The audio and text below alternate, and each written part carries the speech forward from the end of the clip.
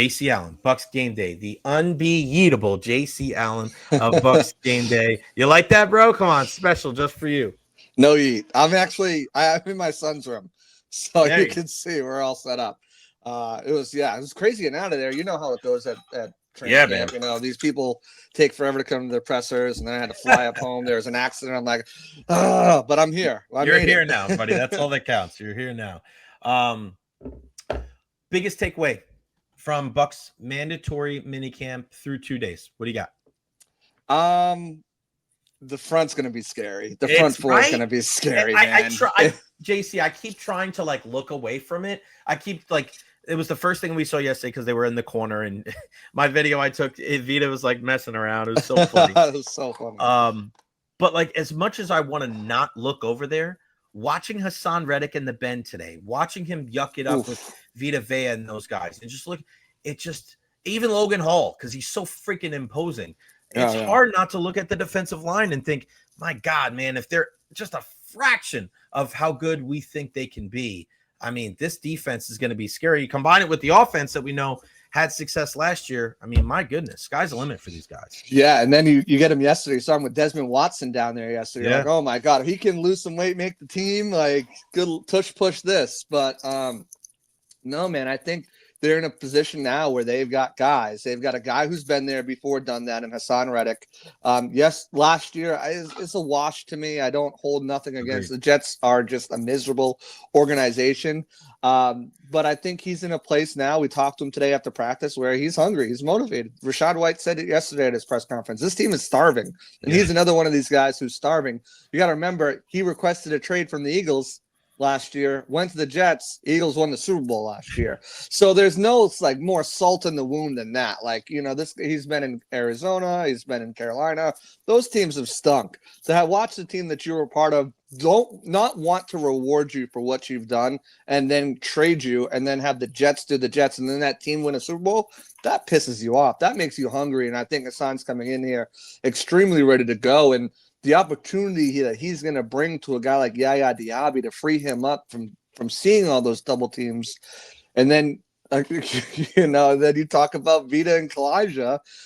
Who do you double team on the front seven? And Todd's going to get crazy and he'll have an extra edge rusher, or he'll throw Logan Hall in there, or he'll bring – he already did it yesterday. He had Savasier Dennis and Anthony Walker playing as the two down linemen at the 3-tech spots. What are you doing, guy? So it's going to be a lot of fun. Yeah, I'm with you. And let's not forget some of the young kids, Roberts and Walker and, Anthony Nelson, right? Nelly's always the guy that's going to come over the big sacks. Back-to-back sacks in 2 days. He's getting in the backfield. Amazing. I know that they are happy with their inside linebackers, with those off-ball linebackers. I still have trepidation. That's my only issue that I have with this team is I look at Anthony Walker. He doesn't look like the biggest guy in the world. We know Savasier Dennis. He does. I know, right? Savasier Dennis. We know that he can play the position. It just comes down to his health, and then of course Levante. But where is your trepidation? Where is your fear factor when it comes to that position? Would you agree that that's kind of the one position group that you're worried about the most? I was actually, it's funny. I was talking to Greg Allman and Rick Stroud, two frequent guests of yours, and obviously those guys know a little thing or two. They know something or two, and we were talking about, is there's still a little bit of trepidation there, but compared to last year, you're in such a better position. You were having JJ Russell and KJ Britt and Antonio Greer Jr. Now you have guys who have played. Deion Jones is a Pro Bowl linebacker, and he's your linebacker 4, and he's making plays out in practice, making crazy interceptions. And Anthony Walker, another guy who started 80-something odd games. So you're not going from, okay, if something happens to Dennis, something happens to Levante, you're not going to a guy with 0 game experience to come in, or very few. JJ Russell had 1 game. That's it. That's the only game he's ever been. So, if Dennis can stay healthy, again, we talked to Dennis last week, and I said, how does it feel that people are clamoring for your coverage when coming out of the draft? Everyone's biggest question on you was, can you cover? Because you had 9 sacks. And now everyone's like, man, if we just get Dennis out there and his coverage ability. So it just shows you like the shoulder injury is cleaned up. I think he's going to be fine. There's definitely, if something happens, you don't love it, but I think you're in a much better spot this year than last year. For me, those spots and we all held our collective breath yesterday when K. Dot and Antoine Winfield Jr., they collided in the end zone on goal line work, and they were fine, but you're like, that's the position right now that you cannot afford to lose anyone at. If you lose Antoine Winfield Jr. or K. Dot, and the depth behind them is scary. You got Payne Durham, Devin Culp, and then you've got Tyke Smith, who's learning the safety position, Christian Isian, who's still not practicing because he's coming back from a torn pec, and then Kayvon Merriweather, who's released midseason, and a bunch of undrafted free agents. So those 2 spots to me are a little bit more worrisome if something happens than off-ball linebacker. Okay, good. I like that. I like the tight end spot. I thought Payne Durham and Devin Culp showed a lot last year. I do too. People thought that they can't block, and I was like, bro, I think one of the biggest blocks of the year. I think it was on the goal line. I want to say it was a Bucky Irving touchdown run, and it was just one of those wham blocks where Payne Durham came around and just smoked the defensive tackle, and I was like, dude, you can't block. People say, and he crumpled his ass, and I'm like, wow, that's really cool. And Devin Culp is he's like a wild stallion out there. He can run. It's amazing. So if they can block a little bit, I think he could be a factor but I'm with you on the safety spot because I'm just worried more so if Cade goes down to injury, right, can Payne Durham be a tight end 1? Can Devin Culp be a tight end 1 over a 6-7 game week? Right. Whereas I think both of them can be tremendous tight end 2s. Same thing with safety. I like the rooms. I really like Devin Culp. I think Culp is going to make this team. And I think if they have to choose between tight ends, that Coach Keith would probably, boot it off. Although he's got a specific role in this team too. But I really like Devin Culp this year to break out and Payne Durham to continue. It's just I don't love the depth of having a guy that can come in and be that guy. But that's the league, though. Tight end is one of those spots where there's maybe 5 guys that are top guys, and the rest of them are all in this bunch kind of, and then you have the trash guys. Yeah, we know about top guys, FTR, on and out. Oh, yeah. When I look at this team and I look at the offensive line, we know where the anchors are. Any concern about Tristan Wirfs not practicing in that big old brace on his leg? There's always concern when Tristan Wirfs, the only player in NFL history to win an All-Pro at both right tackle and left tackle, is not practicing. But we talked to him last week. I talked to him last week. He was doing the cut for color. He wasn't at OTAs, but he didn't have it on then. And, he was just like, just working out. I've been out here when media's not here, but I look out the window, I see the media. I'm going to get my training in inside. It's voluntary, so it doesn't have to be there. But it's one of those things where, it's a concern always. But I don't think it's something that is going to carry over into training camp. I don't think anyone who's dealing with things right now that haven't been practicing are things that will carry over to training camp. As of right now, I think maybe Silas Zanzi. I don't know where he's at in his recovery. And obviously Chris Godwin, but everybody else who's kind of nicked up, I think everyone should be ready in a month and a half when training camp rolls around. B. Malk, I don't know if you're related to Cody Malk or not. I think we are set on the starters, but what are your thoughts on the depth of the offensive line? You know what, Jay? I came in here and wanted to talk about the depth of the offensive line. I really did. I was driving home like, I want to talk about the depth. Nice. Because B. Malk, if you're Cody's great. His recovery skills are some of the best in the NFL, and it's been awesome to continue to see him level up, and I expect another jump into that top echelon of top 15 guards, regardless of side in the league for Cody this year, much like Luke did last year, where Luke is a top 10 tackle, regardless of side, in my opinion, in the league. I expect that for Cody, but the depth, it's questionable, right? Because you look at there's not the names. You lost Justin School. You brought in Charlie Heck to be a swing tackle. Elijah Klein is someone the Bucs are really excited about, who's developed behind the scenes, can play guard, can play center. We saw him play tackle in a pinch in the preseason with 24 hours notice. You're not going to put him there. But Sue Opeta is back, who is firmly in that competition throughout minicamp and OTAs until he suffered the ACL in training camp, which gave way to Ben Bredesen. But the new guys, man, those guys I'm excited about, but the new guys, Jake Majors, the undrafted free agent center out of Texas, I've said it a million times. I love the way he calls his huddle. It's just like, oh, it's very like loud, guttural, and it's like we're playing football, and it's I like that. He's been taking center 2 reps with Kyle Trask and the offensive line number 2. And that's been going on since media was allowed at OTAs. He's very smart, very instinctive. Pass protection could use a little bit of work, but I felt like that's been the Achilles heel of most of the Bucs centers the last couple of years. Whether it's besides Jensen, obviously, but Hainsey and Barton struggled a little bit last year. But I mean, this is a guy. I think he's got the smarts and ability. I think he's probably. I would almost lock him in. I have a feeling I would almost lock him in to that.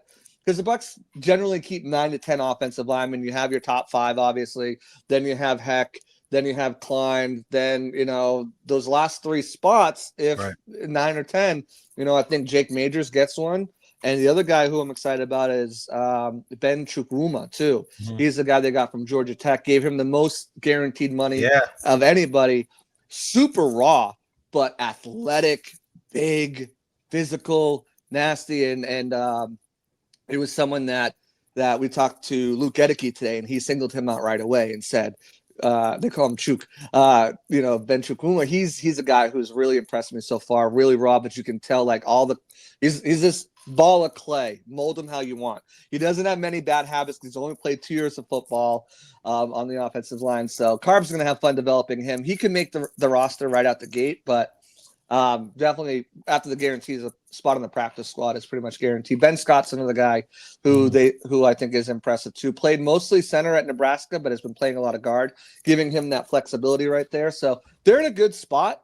I feel like more so after seeing the last couple of days and last couple of weeks of OTAs, more so than I thought originally. I think there's a lot to work with Jake Majors there, and they've got a lot of depth that I think can play along the line, which gives you a lot of flexibility as well. I am Cody's uncle. Look at that. Beat him out. Hey. Appreciate I that. think that's Ben. I think Ben follows me on Twitter, I think. So what's up, Ben? How we doing? Appreciate you, buddy. That is awesome, man. When you look at this team, obviously we know turnovers is going to have to be a big part of it because the picks and the low number with 7 last year.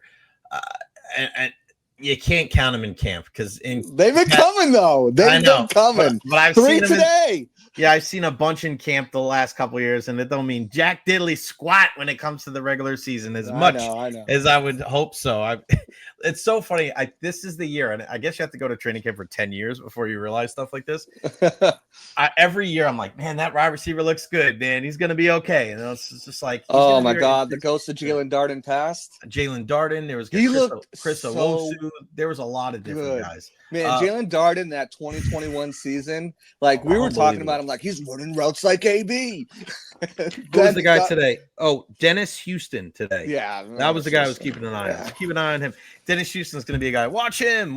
He's wide receiver 13 probably. Yeah, now. I look at the corner position, right, and I look at how they're going to deploy the entire secondary. We just mentioned the safety and the question about the depth. Whether people like Jamel Dean or not, he's starting this team. Interception today. Interception today, pick 6. But it's going to be Dean on one side. It's going to be McCollum on the other side. And it looks like Parrish is going to have the inside look right now when it comes to nickel, with Tyke going back to the other spot opposite of Antoine Winfield Jr. So where does that leave everybody else? Where does that leave the rest of the secondary? How do you see that depth going, whether it's Izzy inside on the safety side of the ball or Morrison on the corner side? How do you see that whole entire secondary shaking out week 1? I know it's still early. Yeah, well, it's tough because the Bucs generally keep 10 defensive backs with a mix of safeties and corners. And usually for the last couple of years, it's been 6 and 4. So 6 corners, 4 safeties. So if you go by that math and you just put out the starters there right away, you've got 5 locked down, and Dean, McCollum, Tyke, Antoine, and likely Jacob Parrish. He's been making plays, had another dropped interception today. He had one yesterday too. This one was a gift. It was right in his breadbasket.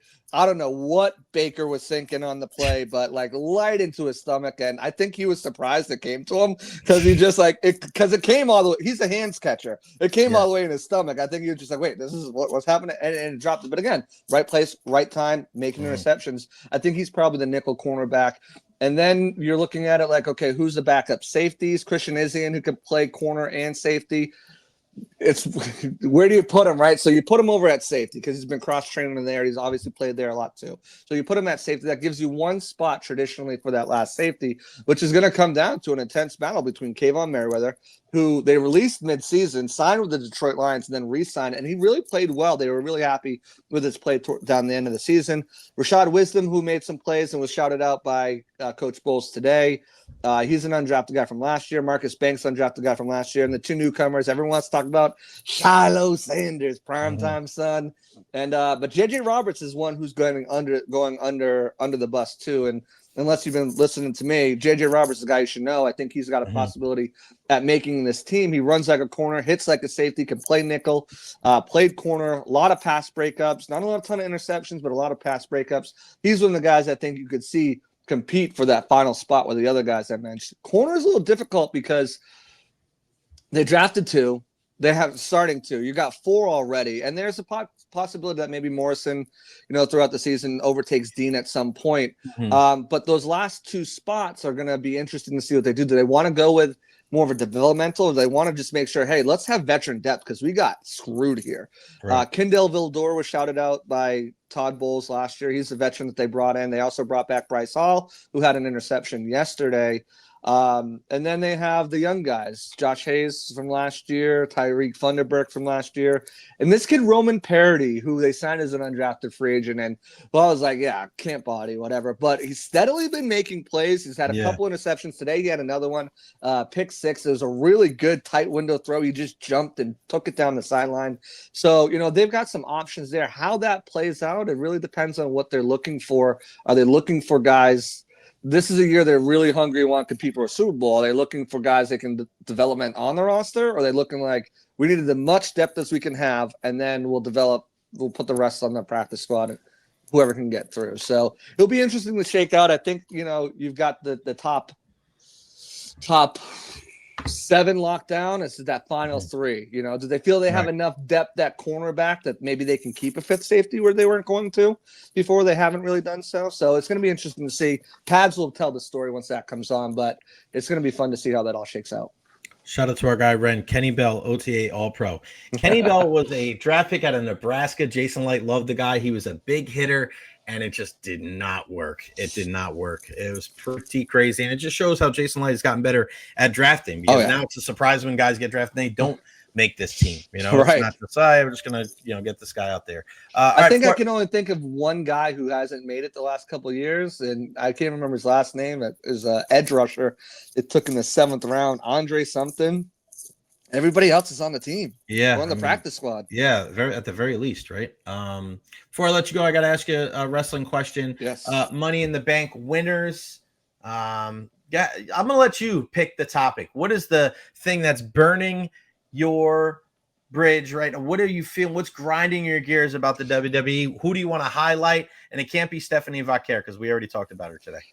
My man, 3 straight years. The crowd has been on him.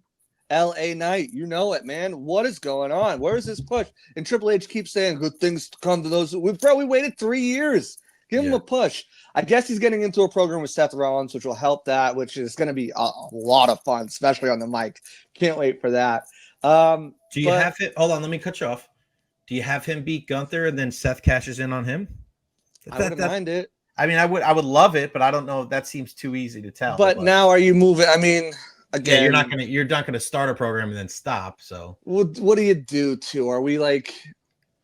We have brands. Are we fluid now? Because why was Seth just on SmackDown? So like LA is obviously he's done everything that he can do on SmackDown. So you got to move him to Raw. I guess the news just broke. Corey Hayes, he's a Bucs fan. Yeah, he just broke the news that the draft is happening after SummerSlam. So there you go. Maybe that mix-up will present him some more opportunities, or maybe even the Intercontinental. I don't know, but he's a guy who I think is being underutilized right now as well. And like, what's going on with the women's tag division? Can we get something working out over here?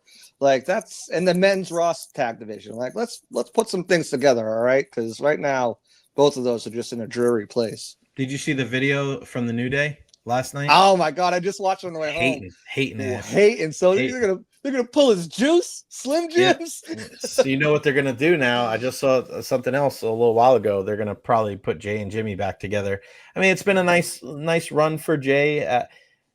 It sucks because you lose the Yeet then, right? I mean, because Jimmy doesn't join the Yeet crew, and Jimmy started the Yeet. I know he did. That's the whole thing. That's I know. Jimmy started the Yeet, and he's still coming out to their tag music. I know. It just got a couple words in it now. I don't know how they do it. I don't know how they put them back together. I mean, everybody's gonna love to see it, but I mean, did they both come through the crowd? Did they both Yeet? I don't know. It's just we know what's going to happen. Hikuleo's going to come back, or Roman is going to be bloodline kind of. Even though the bloodline is broken up, the Tongans are going to come back, and Solo's going to have the Tongans and Jeff Cobb, who I won't call JC Mateo, and all these other. They were like, make sure it's JC, so I don't have to get rid of all this gear that I bought that have JC on it. Like, oh my God, there's so much stuff, man. They got to do it. You got to control the names. All right, brother, I appreciate it. JC Allen, let everybody know where they can find you and pick up your stuff. Yeah, right here, JC on NFL, right there on Twitter, X, whatever you're calling it, and everywhere pretty much. Hey, even on Fortnite. So nice. Xbox. You guys want to run some with me and some of the Bucs players? Hit me up there. But I got the podcast coming out tonight. We have the great Greg Allman coming on. We're going to do our reactions from OTAs. Got a couple of things coming in the works over at Bucs Game Day. We're going to start breaking down where the Bucs rank in the NFC South. Do they have the best quarterback? Do they have the best running back? Or maybe they don't have the best running back, but they might have the best running back room. I don't know. We'll get into all that and figure out who's got the best rooms and best position groups. And then right before that, training camp, I'll have my yearly position breakdown where who's going to win this job, what's going to happen, too early 53-man roster predictions, all that stuff and more. Just follow me on X. You'll find everything that I'm working on, and hopefully popping back on here, talk a little SummerSlam or something like that coming up. Crown Jewel. I got to do a SummerSlam roundtable, right? I think I'm going to do a roundtable for all the big ones. So that'll be fun. With Royal Rumble, WrestleMania, SummerSlam, and then Survivor Series. So, what do you think about before you kick me out? CM Punk, the John Cena CM Punk thing from Monday. I thought it was excellent. I mean, the thing is that here's my in-depth feeling of it. I don't like when people pander to the crowd. I like it even less when you are the guy that was anti-establishment, anti-everything, anti-this, and that is what made you. It's the same thing. I mean, Stone Cold was the guy, anti-establishment. If Stone Cold comes out and instead of going, give me a hell yeah, he's like, I love you guys. You guys are the best. I do it for you. Like, I don't want to hear that shit. Like, You know what I mean? People don't like that. It's weird. And now they're going to be wrestling at Night of Champions. I thought CM Punk would have been in contention for maybe one of the last guys to wrestle John Cena. And now they're doing it in Saudi Arabia when he was crapping on people for going over there. All right. I mean, that's kind of intricate thing. But again, I am a big fan when it comes to wrestling is baby faces and heels. I don't like that there's reasons to boo CM Punk. It doesn't make it any easier to boo John Cena. No. Right? That's the thing where it's if you're a heel, be a heel. Don't be a cool heel. It has to come naturally. Being Stone Cold and doing the NWO thing, that came naturally. That's why people liked it. It wasn't like they were force feeding it. They were just doing whatever the hell they wanted. Right? It's not everybody's like that. If you're a heel, be a dick. Don't Dominic Mysterio to me is one of the best superstars that WWE has right now because he's a heel. He'll go like this and then pull it away. Like he doesn't care. Like there's a lot of guy. This gray area wrestlers right now because that's what at the end of the day it's just like Seth and dude Saturday Night Main Event when Seth was there or Raw whatever it was. They called us all out. He's like pandering to the crowd. Like the wrestling is always going to be at its best when it's a good guy versus a bad guy, and then when you have a rare occurrence, when you have two good guys or two bad guys, and I go back to WrestleMania 6, right? WrestleMania 6 or whatever it was with Hogan and Warrior, then it's like, oh my God, who do I root for? That's what you're clamoring for. If you have a gray guy and a gray guy, it's like, I don't know is it? I don't know. And you don't want that. Like that's part of the whole thing. Good guy versus bad guy. And they're losing that a little bit. And I think they need to reestablish that because if you can't even do that with CM Punk and John Cena, this should be one of the easier ones. Right. To get people to boo John Cena. This should be a layup because the music is one of the the entrances, that's going to get people popping every single time. But now you even hear it when he mentioned Cody Rhodes the other night. Cody Rhodes is the best we got. And people are like, I'm like, oh, shit. Like, Triple H better have listened to that, because I think we're coming to a point where Cody's going to turn. He's going to come to a point where he's going to turn. And the only way that he's going to turn is with The Rock. And he's going to sell his soul and do something like that. Maybe that's how everybody thinks that John Cena is going to turn babyface, and then that's going to happen. I think you do almost the double turn. You do a double turn where Cody and John go at it again. Here comes The Rock. Here comes Travis Scott to help Cena. Boom, rock bottom. Cody's now the heel. Double turn. Oh, yeah, that's beautiful. Finishes the year as the babyface, like, yo, what the hell? And then go from there. I love that. Last thing before, because I just started on the way there.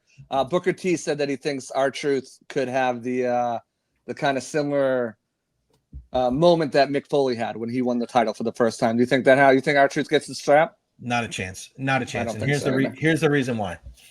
What he's saying. Sorry, Bucs fans, hijacked. No, sorry. They expect it. What he is leaving out. What he is leaving out with this entire thing, and people forget, because obviously it's freaking almost 30 years ago now.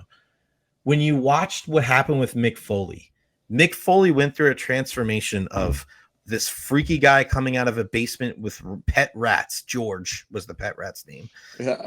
Getting thrown off of Hell in a Cell, all these different things, to being Vince McMahon's corporate, when he, when everybody remembers the bedpan that Stone Cold hit Vince McMahon with, what you don't remember is when Mr. Sacco made his first appearance as well. Yes. In there, and he does all that stuff, and the comes with the balloons and the clowns. That shit's hilarious. So there's but you knew who he was, and diehard wrestling fans knew who Cactus Jack was, and you knew all the different things and all the faces of Foley. So when he finally, and again, The Rock's my favorite wrestler, always will be. My favorite match of all time is Mick Foley winning the belt for the first time, because DX was involved, the corporation was involved. Stone Cold comes down, and The Rock swinging his leg and turning around into the greatest chair shot that you've ever seen. 1, 2, 3. Michael Cole, I think it was one of the worst calls ever, that you can do it. And I was like, it's kind of a terrible call. But R-Truth, to be honest with you, people only like Truth now or people are only calling for R-Truth now, is because he got fired. People liked R-Truth, but there's no consistent storyline. People are bitching and moaning about R-Truth getting fired. If he wasn't on TV for 4 months and you ask somebody where R-Truth was, nobody's going to answer that question like, man, I wish he was there. It's just like, hey, we don't know what his schedule is. Like, R-Truth is, it's almost like Titus, right? Like, you don't see him very often, but when he's there, you love it. That's a big difference from one of the biggest upsets, and obviously one of the biggest turns when it comes to the Monday Night Wars, when that put a lot of butts in the seats. And I think it was something like, I want to say 80,000 or 800,000 people switched their channels from TNT to USA that night to watch Mick Foley. You're not getting that same thing. So that is a really in-depth answer to your question. And if anybody wants to cut and paste that, bada boom, bada bing, bada boom, real Scott in the room. How you doing? All right, brother. And you can't teach that. You want to talk about missed opportunities? That guy blew it. Oh my God. JC Allen, Bucs Game Day. Go check him out. I'll see you out there tomorrow. Thanks for your time, buddy. Thanks. Appreciate you, man. You got it, man.